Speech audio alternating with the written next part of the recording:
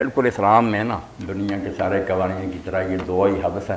ایک حبس استظہار کہ تفتیش کے لیے کسی کو روک لینا کہ اس کو رکھو، مگر یہ خواہ کے ظلم اور زبردستی منوانا یہ تو ظالموں نے خود ہی طریقے نکالے نا. خیر بہرحال حبس استظہار. ایک ہے حبس عقوبت کہ جرم ثابت ہو گیا پھر اس کو بند کیا جاتا، اس کی سزا تو دی. یہ سب کچھ ہے مگر یہ ظالمانہ طریقے جو لوگوں نے بنائے یہ ان کی اپنی اجازت. جو مناسب باتیں ہیں وہ دین میں ہیں، کوئی بات نہیں ہے.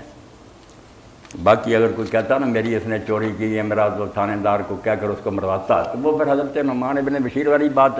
کسی نے کہا اس کو مارے، انہوں نے کہا مارتا ہوں مگر اگر بے گناہ نکلا پھر اتنے کوڑے تیرے لگیں گے، مروانا مروا لو. تو اس نے کہا توبہ میں.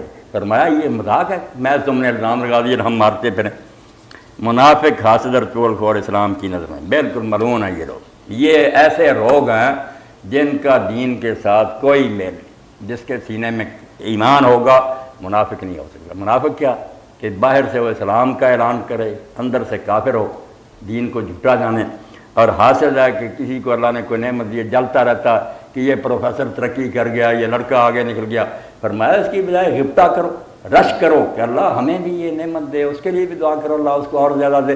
جلتے کیوں ہو؟ اور حسد کو تو دین نے کفر کے برابر شمار کیا. جلتا جو آدمی کس سے جلتا؟ اس آدمی سے نہیں جلتا، اگر حقیقت پر نظر دوڑے اللہ سے جلتا. وہ خدا پر ناراض ہے کہ اللہ نے اس کو نعمت کیوں دی.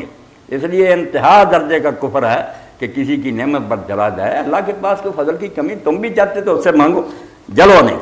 اور چغل خور جو ہے اس کے بارے میں تو بالکل اللہ کے رسول نے فرمایا نمام جنت میں داخل نہیں ہوگا. جو یہاں سے بات سنتا آگے لگائی بجائی کرتا یہی جنت میں داخل ہیں. ایسے لوگ جو فساد کا باعث بنتے. جی یہ سوال تو ختم ہو کہ غیر ملک میں روزی کمانے کے لیے جانا چاہیے کہ نہیں؟ روزی کمانے کے لیے نہیں جانا چاہیے. عارضی طور پر اگر ہے نا کوئی آپ تکنیک اور دوسرے علوم حاصل کرنے کے لیے جاتے ہیں مگر پھر بھی وہاں رہنے کی کوشش نہ کریں کہ وہاں ہی جم جائیں. جیسے میں نے عرض کیا دارالکفر جو ہے نا، ایسے علاقے جہاں کفر کی حکومت ہے وہاں رہائش مشکل رکھنے کی اسلام اجازت نہیں دیتا. وہ تو جو وہاں پیدا ہو ان کو بھی کہتا ہے ہجرت کرو اور یہاں سے نکلو.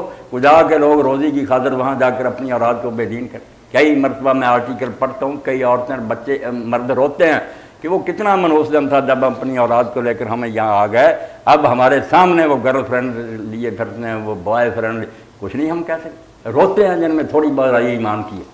نہیں ایسا ہونا چاہیے، کوئی فائدہ نہیں. یہ کیا جب آدمی مر جاتا تو کیا پہلے مرے ہوئے